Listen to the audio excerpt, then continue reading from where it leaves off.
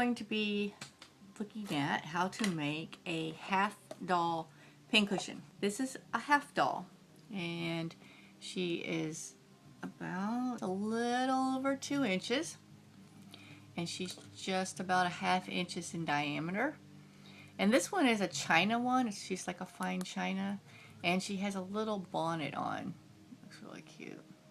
And it also looks like she has a molded shirt. You can find these all different styles, to fancier sort of French Marie Antoinette hairdos, to just any kind of this. She has a little flower in her hand. These aren't that expensive. If you get into some rarer kind, I'm sure you're going to get up there. But I bought this one off eBay, and it was $9.99, and that was like with free shipping. So you can probably find, I see them in antique stores for around $6, and you want to look for ones that are really around 2.5 inches, and you want to make sure they have these holes. You'll find some that don't have holes. Those work, but they get a little tricky, especially if we were making a pincushion out of them. The larger ones you can get anywhere up to 6-inch half dolls, and those were for boudoir dolls, and which were what those were, a pillow with a doll on the top. And a lot of times you saw like Southern Belle skirts, and then in the 20s there were popular ones. If you come across one that looks like with a hole in the mouth, a lot of times she would have matching arms that was holding a cigarette, or sometimes you find one with a fake cigarette. Those were popular in the 20s. And usually those were in either some sort of pajama suit you sewed it into, or a flapper dress. Once in a while you find one that's like a harlequin kind of clown. I've made a pattern, and I will upload this, with petals or gores, whatever you want to call them, a skirt. And you're going to cut 7 of these out of just a lining fabric, and you're going to cut 7 out of an exterior fabric. I've already sewn my liner together because I'm going to show you how to sew it together using the actual material. This is the fabric I'm going to be using for the exterior of the skirt. What you're going to need is a piece of stiff interfacing, stiff felt, or even a piece of cardboard will work. And you're going to use one of your circles. You're going to trace, and this is going to go on the inside of the pincushion just to give it a little stiffness underneath.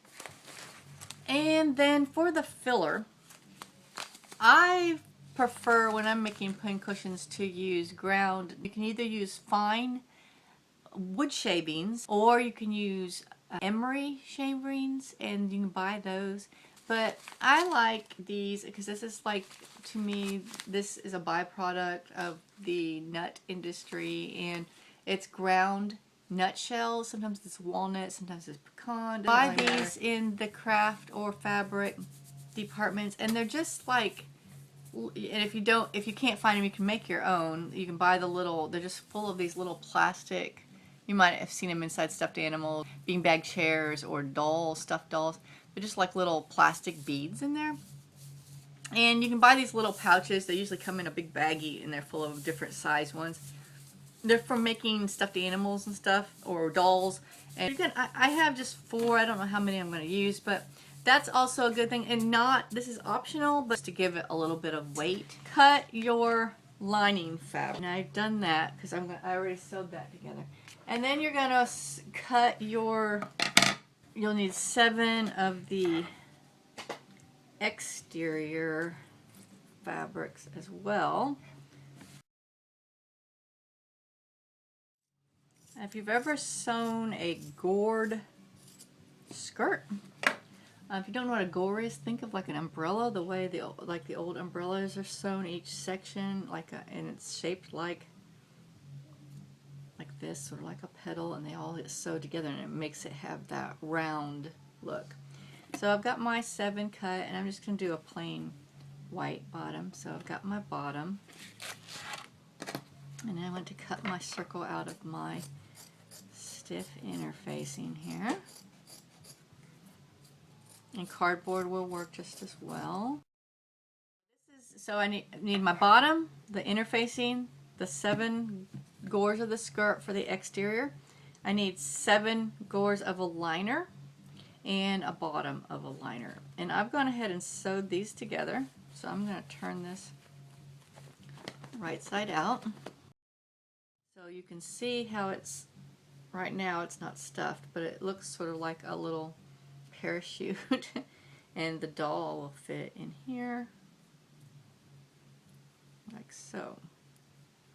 So when we get it all stuffed, it'll look like her skirt.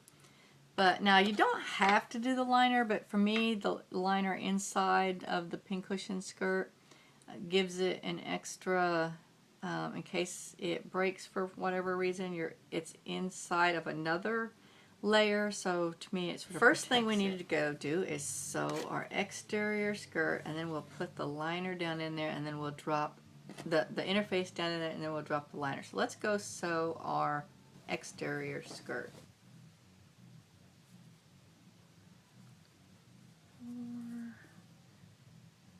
So I'm going to sew these with a straight stitch, and I'm going to go around, and then I will add the other one. So I'm going to go up one side, and I'm going to flip over, switch to zigzag. Very durable pincushion. So we're doing zigzag and straight there. So now I have two hooked together. So I'm going to take a third one. I'm just going to pick a side here.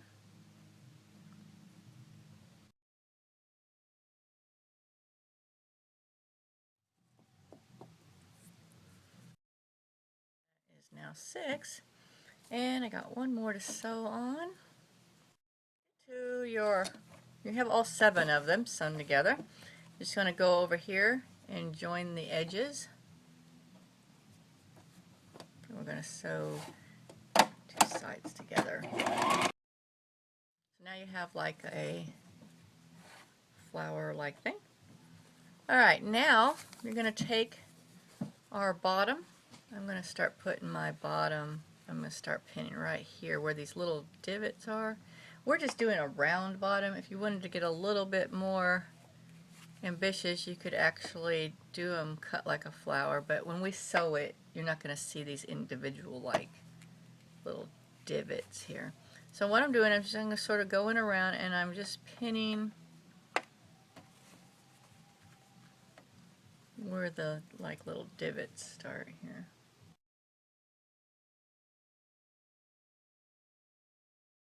Alright, so it looks like sort of this, and it's round, and you can see that there's extra edges here, but that's okay. So we're just going to do a round bottom.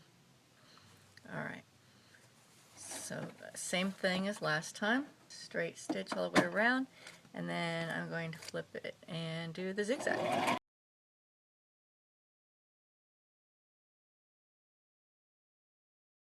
going to go around and trim off that extra fabric. We have our little skirt. I'm going to turn it inside out, or right side out, sorry. Now I'm going to take my interface, and I'm going to fold it in half so I can slip it through this hole. Okay, take my liner, and I'm going to put it in there.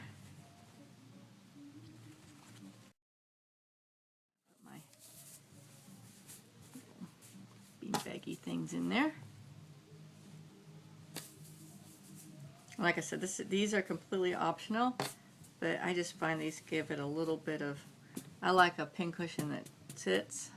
It's like, okay, and I'm just going to sort of squish them down, so I want. Okay, now you can see pull your little liner up through there. And here's your little doll. See her? All right, now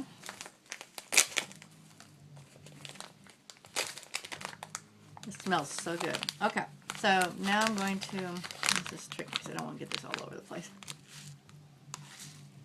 I'm going to fill up your liner, not the exterior skirt, but the lining fabric.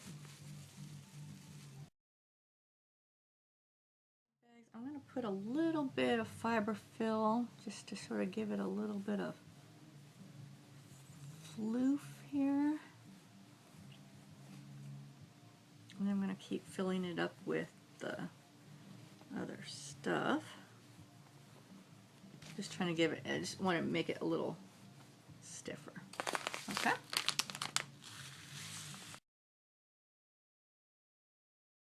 And we're so often, just give it a, it's going to settle, so you want to keep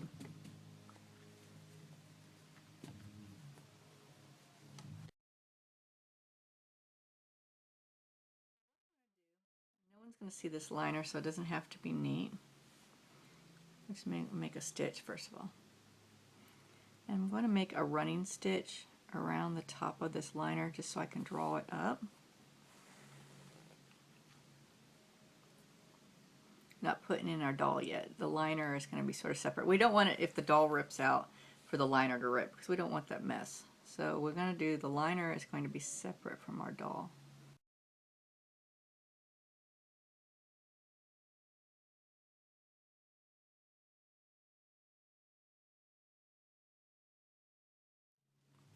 Just keep sewing until you feel like it is really solidly. Let me show you what I got here. You can sort of see in there, it's just all gathered up, stitched together, just, and then it's nice and firm.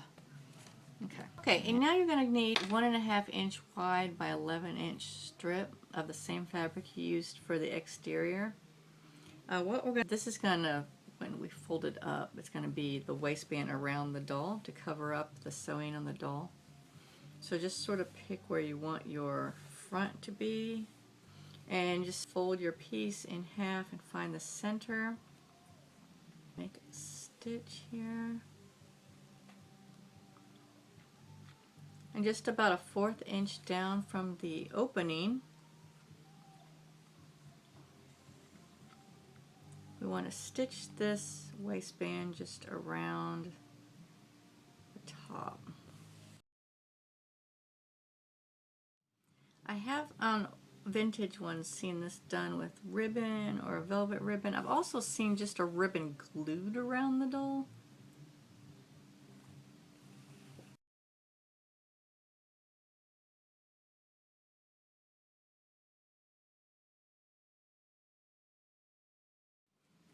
Alright, I'm just gonna, it's got a little bit here, but I'm gonna leave it because I don't know, maybe I need to fold it over. You never know exactly what's gonna happen here. So we'll make a couple stitches just to be done with that thing. So now above where I sewed onto the waistband, I'm going to start back here at the back. I'm going to do a good stitch so because I don't want it to come out. I'm going to do a running stitch around the top, about 1/8 of an inch from the very top of the opening here. So I'm going through the waistband piece that we did, and I'm doing through the exterior top of that fabric. And I make sure it's a running stitch because we're going to draw this up around the half doll and sew through those holes on her waist.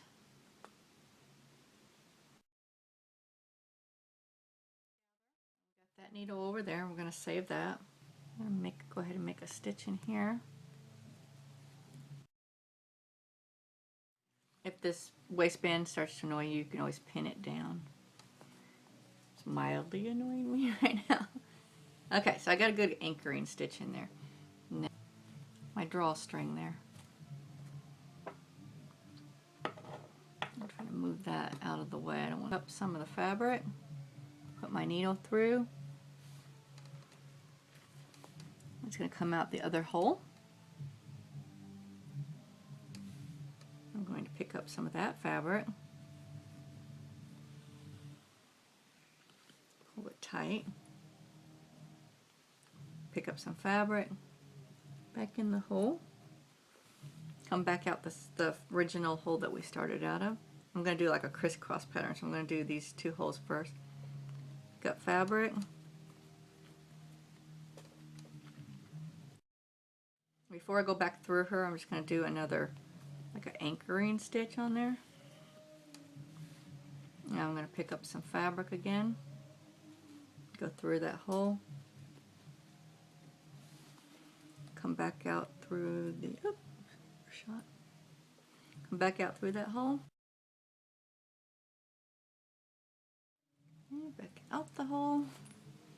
Okay, do that a few times, and when it's starting to feel a little bit more solid, then we're going to switch to a crisscross to the other side. Now sometimes they'll only have 3 holes. Mine has 4 holes. So if they only have 3 holes, then you got to sort of double back. Let's see what I'm talking about. It takes a few minutes to get used to where the holes are, sort of like doing a button, you know. And if she does, like I just did a minute there, because she's got the little arm with the little flower, so if that happens, you make sure you're checking that. You don't want to get it looped around there while you're sewing it, and then you'd have to cut that, and then it would weaken your doll. So now we're back to the waistband that we have here, and the gather that hopefully didn't get messed up. It might have. Let's see. Let's see here. Okay. So what you want to do is you want to draw that waistband up. Now we're going to have this here because we're going to turn this under. So we have a finished edge is what we're going to do. But just go ahead and draw that up tight around her. This is just sort of a camouflage covering. Okay, and then I'm just going to make a couple stitches to hold my gather.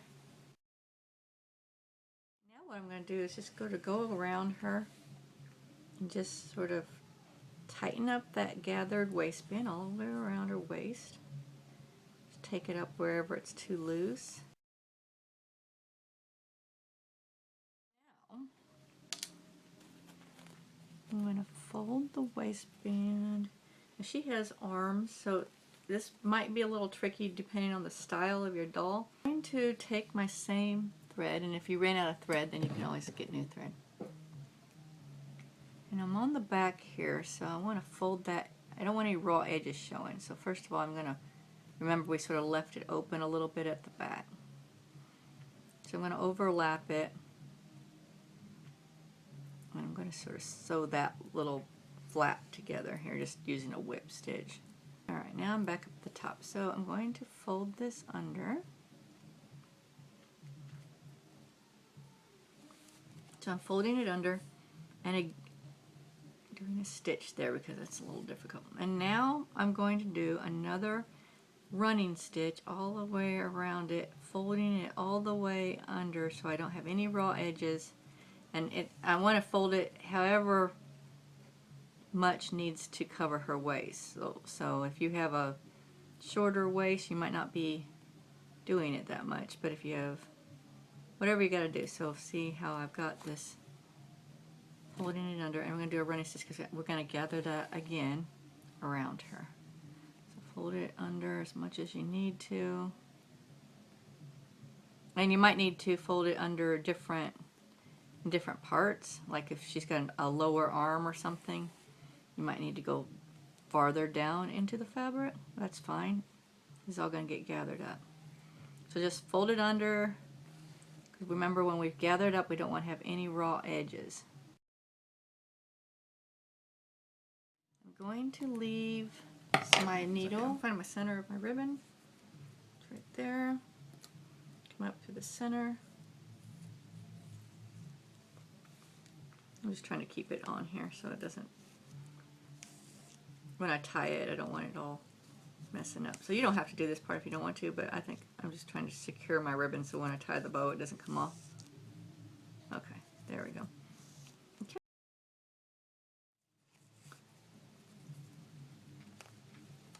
And I'm going to tie a bow, because I want it to look like the bow goes with her dress. And then I'm going to use that last bit of thread to sew through my bow and through that waistband.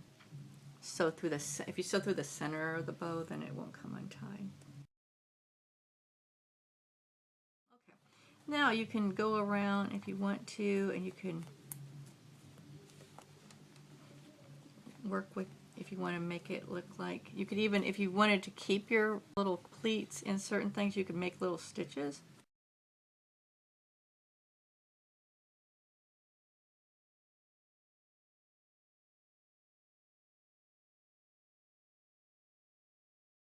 And there she is, she's all done. So that was fun, and your project, your doll will look different depending on the clothes and the little half doll. So I will upload the pattern for our pincushion. And this has been a really fun project, and I really enjoyed making her. I just want to say thank you for joining us to make a half doll pincushion. Sweetie Angie from Canterbury Farm.